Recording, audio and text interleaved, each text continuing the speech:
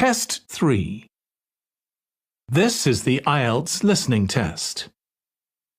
You will hear a number of different recordings and you will have to answer questions on what you hear.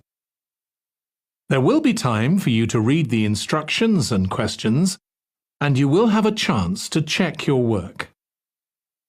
All the recordings will be played once only. The test is in 4 parts. At the end of the test, you will be given 10 minutes to transfer your answers to the answer sheet. Now turn to Part 1.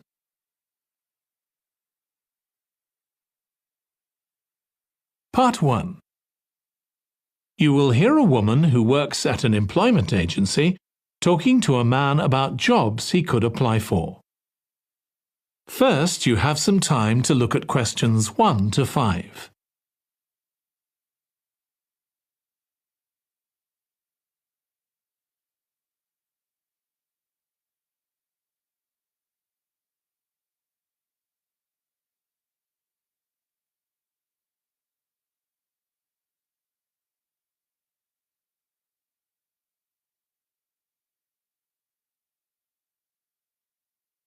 Now listen carefully and answer questions 1 to 5.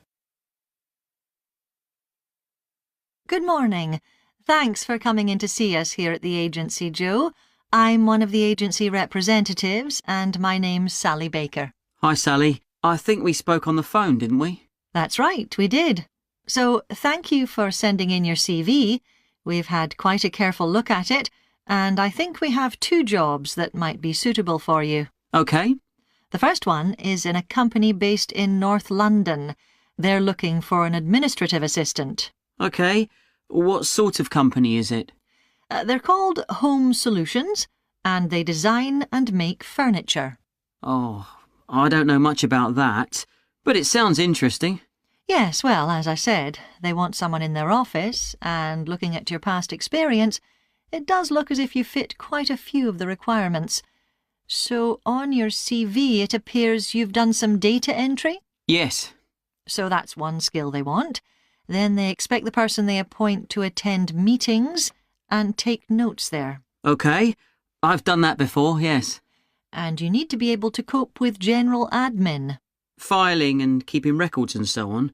That should be OK. And in my last job, I also had to manage the diary. Excellent. That's something they want here too. I'd suggest you add it to your CV. I don't think you mentioned that, did you? No. So, as far as the requirements go, they want good computer skills, of course, and they particularly mention spreadsheets. That should be fine. And interpersonal skills, which would be something they'd check with your references. I think that should be OK, yes. Then they mention that they want someone who is careful and takes care with details. Just looking at your CV, I'd say you're probably all right there. I think so, yes. Do they want any special experience? I think they wanted some experience of teleconferencing. Oh, I've got 3 years' experience of that. Let's see. Yes, good. In fact, they're only asking for at least 1 year, so that's great. So is that something that might interest you? It is, yes. The only thing is, you said they were in North London, so it would be quite a long commute for me. OK. Before you hear the rest of the conversation, you have some time to look at questions 6 to 10.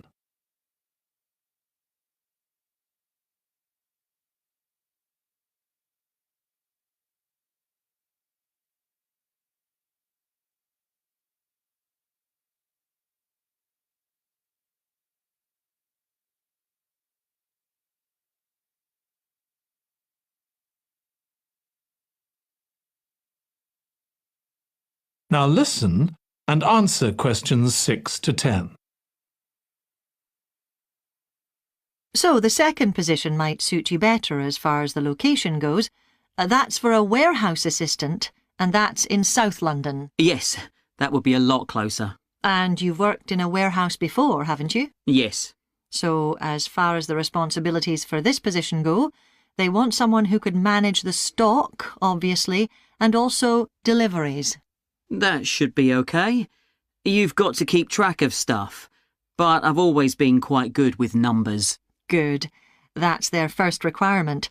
And they want someone who's computer literate, which we know you are. Sure. Then they mention organisational skills. They want someone who's well organised. Yes, I think I am. And tidy? Yes, they go together really, don't they? Sure. Then the usual stuff. They want someone who can communicate well, both orally and in writing. Okay. And for the last warehouse job I had, one of the things I enjoyed most was being part of a team. I found that was really essential for the job. Excellent. Yes, they do mention that they want someone who's used to that, yes. Now, when you were working in a warehouse last time, what sorts of items were you dealing with? It was mostly bathroom and kitchen equipment, sinks and stoves and fridges. So you're okay moving heavy things? Sure. I'm quite strong, and I've had the training. Good. Now, as far as experience goes, they mention they want someone with a licence and that you have experience of driving in London, so you can cope with the traffic and so on. Yes, no problem. And you've got experience of warehouse work. And the final thing they mention is customer service. I think, looking at your CV, you're okay there. Right. So, what about pay? Can you tell me a bit more about that, please? That is the end of part 1. You now have 1 minute to check your answers to part 1.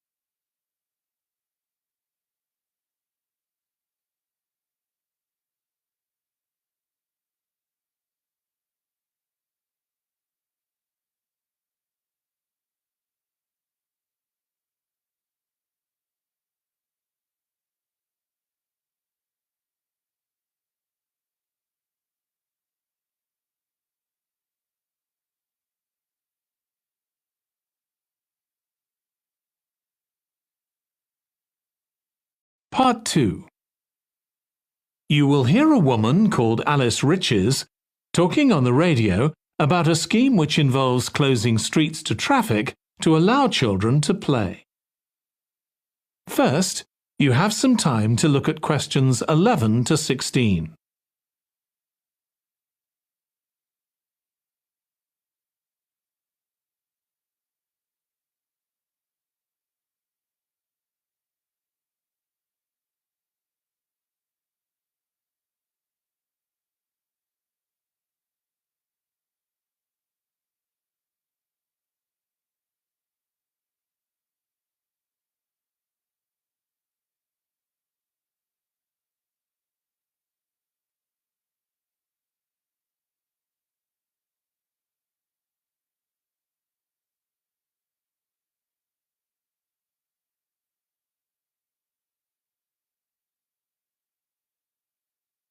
Now listen carefully and answer questions 11 to 16. My guest on the show today is Alice Riches, who started the Street Play scheme where she lives in Beechwood Road. For those of you that don't already know, Street Play involves local residents closing off their street for a few hours so that children have a chance to play in the streets safely. She started it in her own street, Beechwood Road, and the idea caught on, and there are now street play schemes all over the city. So when did you actually start the scheme, Alice? Well, I first had the idea when my oldest child was still a toddler. So that's about 6 years ago now. But it took at least 2 years of campaigning before we were actually able to make it happen. So the scheme's been up and running for 3 years now. We'd love to be able to close our road for longer, for the whole weekend, from Saturday morning until Sunday evening, for example. At the moment, it's just once a week. But when we started, it was only once a month, but we're working on it. So what actually happens when Beechwood Road is closed? We have volunteer wardens, mostly parents, but some elderly residents too, who block off our road at either end. The council have provided special signs, but there's always a volunteer there to explain what's happening to any motorists. Generally, they're fine about it. We've only had to get the police involved once or twice. Now, I should explain that the road isn't completely closed to cars, but only residents' cars are allowed. If people really need to get in or out of Beechwood Road, it's not a problem as long as they drive at under 20 kilometres per hour. But most people just decide not to use their cars during this time, or they park in another street. The wardens are only there to stop through traffic. So, can anyone apply to get involved in street play? Absolutely. We want to include all kids in the city, especially those who live on busy roads. It's here that demand is greatest. Obviously, there isn't such demand in wealthier areas where the children have access to parks or large gardens, or in the suburbs where there are usually more places for children to play outside. I'd recommend that anyone listening who likes the idea should just give it a go. We've been surprised by the positive reaction of residents all over the city, and that's not just parents. There are always a few who complain, but they're a tiny minority. On the whole, everyone is very supportive and say they're very happy to see children out on the street, even if it does get quite noisy. Before you hear the rest of the conversation, you have some time to look at questions 17 to 20.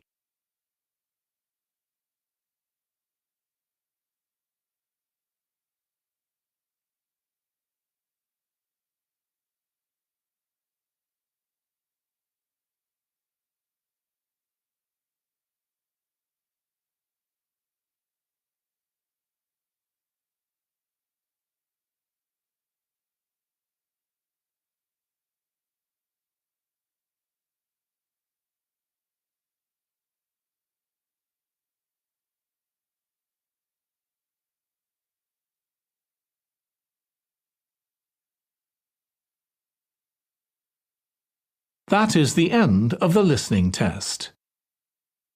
In the IELTS test, you would now have 10 minutes to transfer your answers to the answer sheet.